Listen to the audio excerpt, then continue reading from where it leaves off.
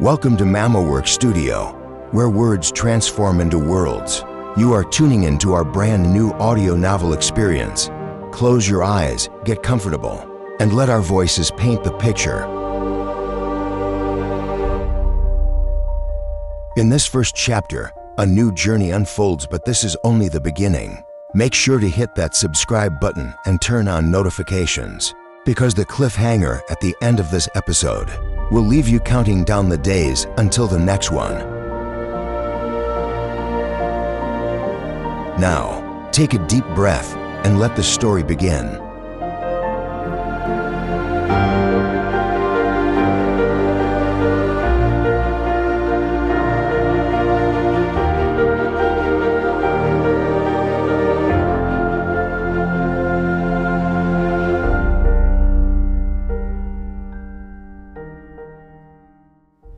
Chapter 1. 2 in the morning is the most honest hour of the day. No client calls to demand revisions that were never promised. No notifications blinking their demands. Only Maira, a screen glowing blue in the dark, and rain falling outside the window like static grain on old videotape. She sipped coffee that had gone cold an hour ago and didn't care. In front of her, on the editing timeline, a 15-year-old wedding recording crawled forward, frame by frame, at an excruciating pace. The work was called Digitizing. Too grand a name for what was really just moving other people's memories off tape that had begun to rot, and into files that would be forgotten on some other hard drive. Butatik, her client this time, had brought a cardboard box of mini DV cassettes belonging to her late husband. A wedding videographer who for 30 years had recorded the happiest day in the lives of thousands of couples he never knew. Now the man was gone, and his widow wanted all of it saved before the tape disintegrated for good. "Please do it properly, Maira," Butatik had said, handing over the box. "This is all Bapak hard work." Maira had agreed to a price she knew was too low. But there was something in the way the old woman held that box, like she was holding something still breathing, that made it impossible to negotiate upward. The cassette on the screen now was dated June 2010. A reception in a hotel ballroom whose name meant nothing to her. The bride smiling under chandeliers that were too bright, the groom sweating in a suit a size too large. The camera moved slowly, sweeping the room with the lazy zooms peculiar to videographers of that generation, catching guests raising their glasses, children running between tables, and in the distance, a glass wall that ran floor to ceiling, reflecting the entire party back on itself. Maira did what she always did. Auto color grade, exposure up a touch, correcting skin tones gone yellow with age. Her hands moved without thought. Her brain was already half asleep. Then the camera stopped on the glass wall. The videographer must have been drawn to the view beyond it. The lights of Jakarta blinking in the distance, beautiful in a cheap sort of way. He held the shot for several seconds, probably intending it as a transition. And in that reflection, layered over the city, you could see the back of the ballroom, the guests, and, far behind, blurred, almost invisible, the roof of the building across the street. Maira nearly missed it. Her finger was already on the key to speed up. But something was there, in the far right corner of the frame, and her hand stopped on its own before her brain knew why. 2 figures, on the roof across the street, behind the reflection, behind the party, behind 15 years. She zoomed in. The resolution was terrible. Old tape, a reflection, the distance, everything working against her. But an editor spends a lifetime learning to read the barely readable, and Maira knew the shape of a human body when she saw one, even in 12 trembling pixels.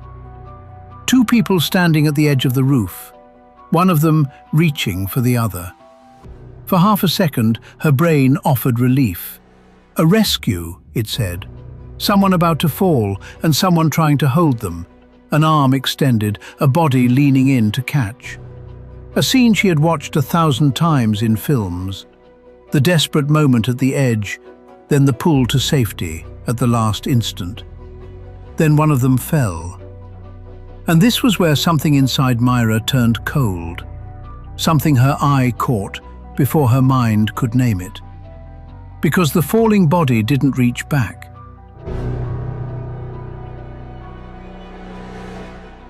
She played it again, then again, slower, frame by frame, until human motion unraveled into a series of frozen poses. And each time, the same thing. That body slid downward without resistance.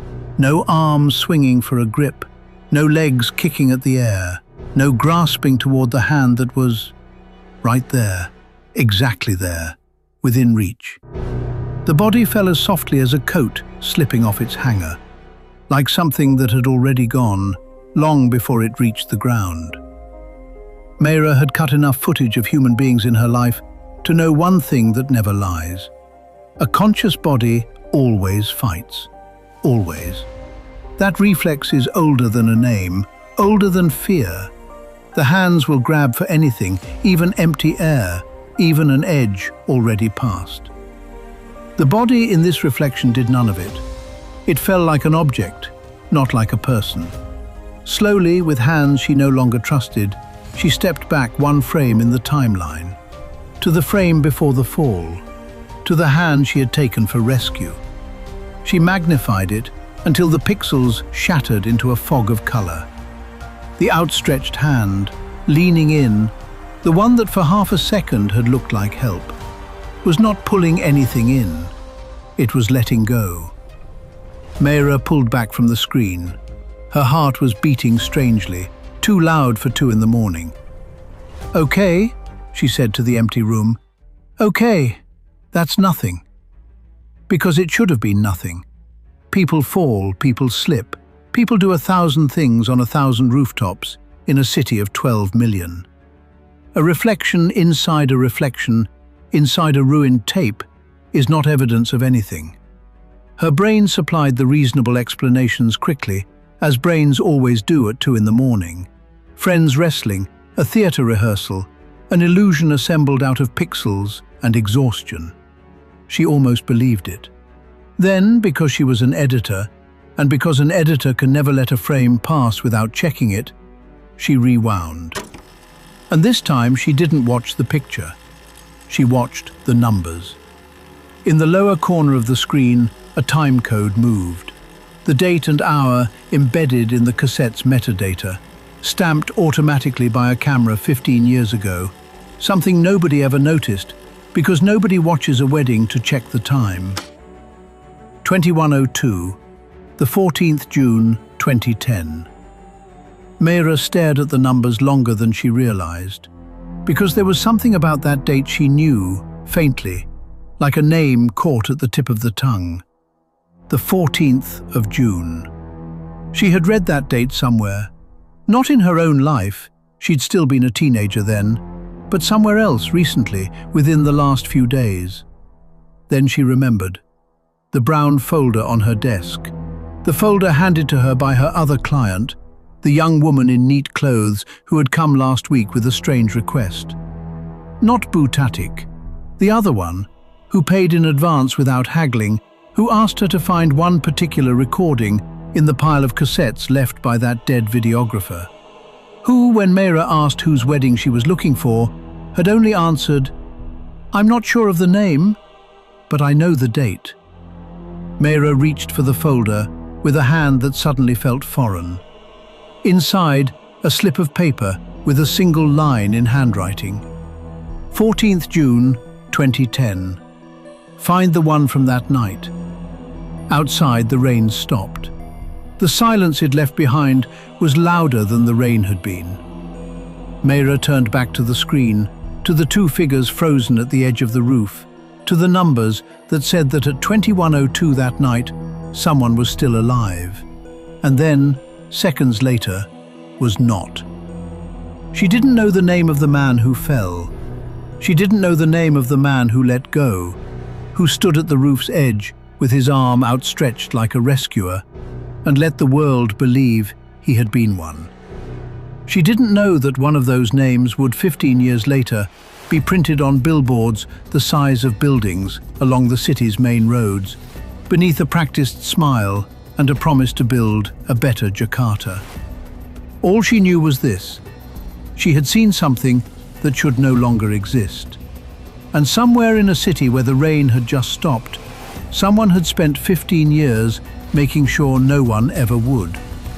Except now, in this honest hour, someone had.